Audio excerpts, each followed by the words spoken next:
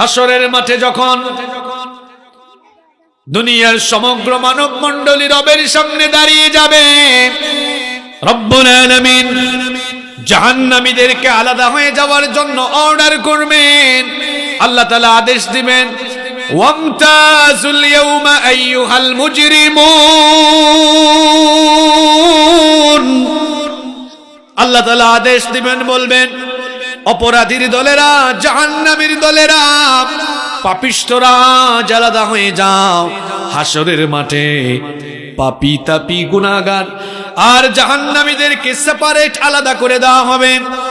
আলাদা হয়ে যাওয়ার পর রব্বুল আলামিন দুনিয়াতে আমরা যা কিছু করেছি আমাদের সমস্ত কর্মলিপি তো আল্লাহ রেকর্ড করে রাখার ব্যবস্থা করেছেন। হাসরের মাঠে যখন আমরা আল্লাহর সামনে দাঁড়াবো, সবার সামনে আল্লাহ আমলনামা দিবেন, সবার হাতে হাতে আমলনামা পৌঁছে যাবে। দুনিয়াতে যারা আল্লাহর বিধান মেনে জীবন পরিচালনা করেছে সেই সকল নেককার মানুষেরা, তারা তাদের আমলের খাতা সামন থেকে ডান হাতে পাবে, আর পাপী তাপী গুনাহগার জাহান্নামী লোকেরা তারা তাদের আমলের খাতা পেছন থেকে বাম হাতে পাবে। জাহান্নামী লোকেরা তারা যখন তাদের আমলের খাতা পেছন থেকে বাম হাতে পাবে, পেছন থেকে বাম হাতে আমলের খাতা পাওয়ার পরে তারা তাদের নিজেদের জন্য আফসোস করবে। তারা আফসোস করে করে কি বলবে? রব্বুল আলামিন সেটা কোরআনে কারিমে তুলে দিয়েছেন। কোরআনুল কারিমের 84 নম্বর সূরা সূরাতুল ইনশিকাকের 10 নম্বর আয়াত থেকে রব্বুল আলামিন বলছেন, ওয়া আম্মা মান উতিয়া কিতাবাহু ওয়ারাআ যাহরিহি ফাসাওফা ইয়াদউ সুবুরা ওয়া ইয়াসলা সাঈরা। আল্লাহ তাআলা বলছেন, আর যাদের আমলনামা আমলের খাতা পেছন থেকে বাম হাতে দেওয়া হবে, ফাসাউফা ইয়াদউ সুবুরা, তারা আমলের খাতা পেছন থেকে যখন বাম হাতে পাবে, আমলনামা হাতে নিয়ে তারা ধ্বংস কামনা করবে। নিজেরাই যেন ধ্বংস হয়ে যায়, নিজেরা যেন শেষ হয়ে যায়, এটা তারা কামনা করবে। কেন তারা কামনা করবে?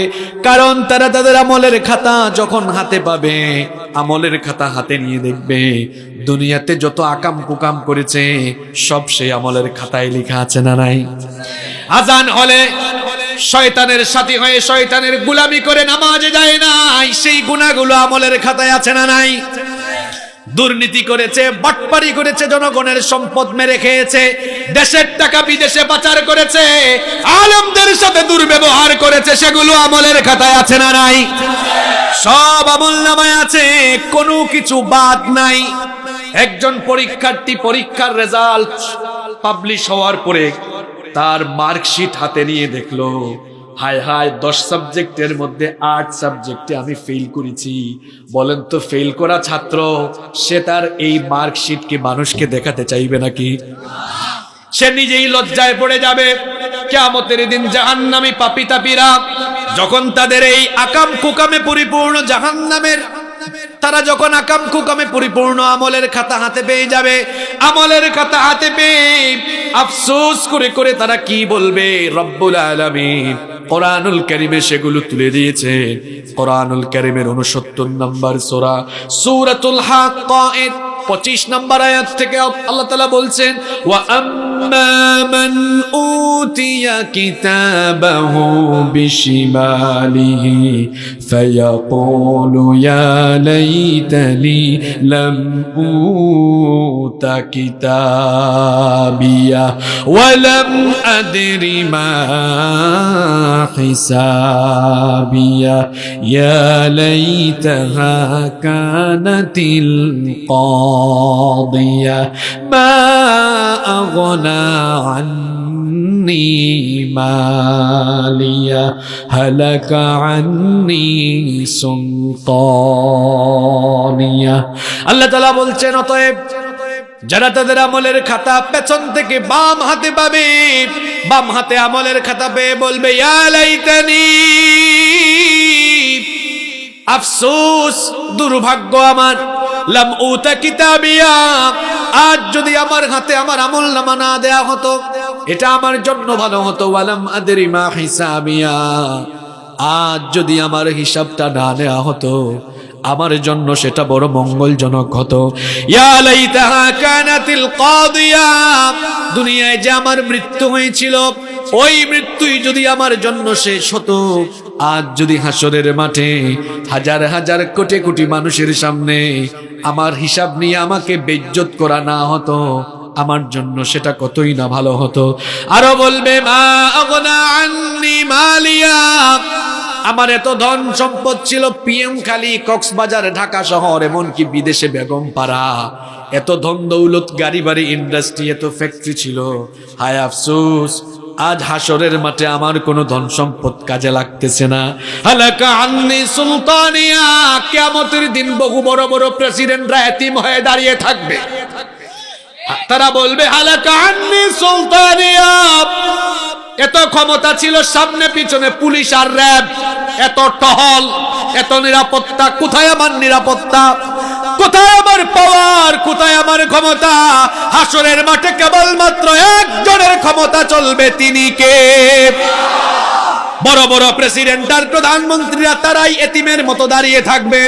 কেমনে বাঁচা যায়, কেমনে জাহান্নাম থেকে আজ নিজেকে রক্ষা করা যায়? পাগল হয়ে যাবে মানুষ, দিশেহারা হয়ে যাবে। জাহান্নামী পাপী তাপীগুলো আমলের খাতা হাতে নিয়ে এরকম বলবে, হায় রে আমার টাকা পয়সা ক্ষমতা আজ কোনো কাজে লাগলো? আমলের খাতা যখন হাতে পেয়ে যাবে, আল্লাহর বিচারের সিস্টেম হলো সবার চেয়ে আলাদা। কক্সবাজার কোর্টে যদি মামলা করা হয়, মামলার পরে তদন্ত হয়, এসআই এসে তদন্ত করে তারপরে দেখা যায় যখন আদালতে মামলার বিচারের কাজ শুরু হয়, আইনজীবীরা হেয়ারিং করে, শুনানি হয়, এজলাসের মধ্যে শুনানি হয়, সাক্ষ্য গ্রহণ হয়, বিচারক সেটা শোনেন, এরপরে দুপক্ষের সব শুনে, হেয়ারিং শুনে, সাক্ষ্য গ্রহণ শেষে তারপরে বিচারক রায় দেন। কিন্তু আল্লাহর বিচারের সিস্টেমটা এমন নয়।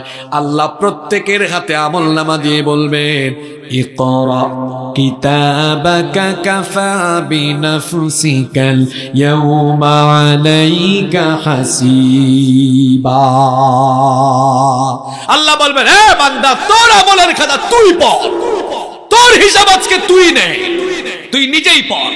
তোর আমলের খাতায় কি আছে তুই পড়। কোথায় চুরি করেছিস, কোথায় ডাকাতি করেছিস, কোথায় জিনা করেছিস, কোথায় জনগণের হক মেরে খেয়েছিস, কোথায় মানুষের উপরে জুলুম করেছিস, নিজের সব নিজেই আজকে পড়ে পড়ে শোনা। আল্লাহু আকবার।